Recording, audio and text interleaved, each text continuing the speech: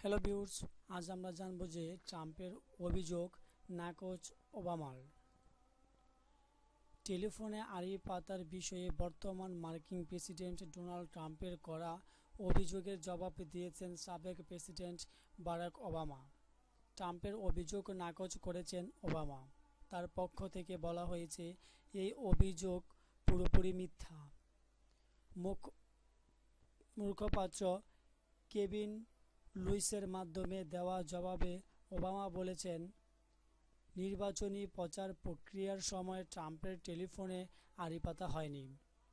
White house থেকে কোনো মার্কিন নাগরিকের টেলিফোনে আড়ি পাতার জন্য কখনো কোনো নির্দেশ দেওয়া হয়নি। নিজের শাসনামলে বিচার বিভাগের কোনো তদন্ত কাজে প্রেসিডেন্ট বা হোয়াইট হাউস থেকে কখনো কোনো হস্তক্ষেপ করা হয়নি বলেও ওবামার পক্ষ থেকে দাবি করা হয়েছে।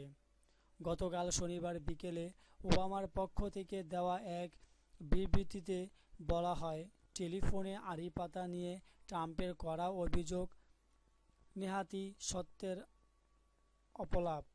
এর আগে গতকাল সকালে প্রেসিডেন্ট ট্রাম্প অভিযোগ করেন, তিনি নির্বাচিত হওয়ার এক মাস আগে পুরোপুরি ওবামা তার টেলিফোনে আড়ি পাতেন।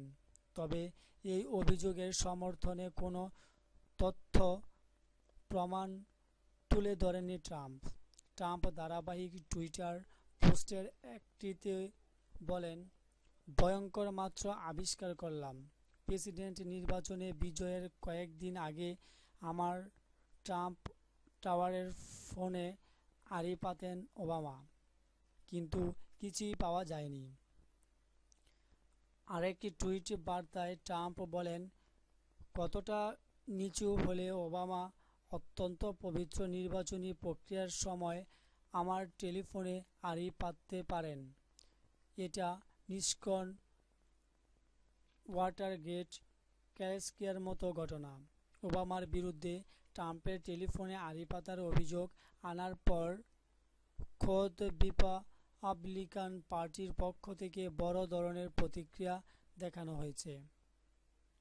রিপাবলিকান আইন প্রণেতারা ট্রাম্পের কাছে তার করা অভিযোগের পক্ষ তথ্য প্রমাণ উপস্থাপনের আহ্বান জানিয়েছেন।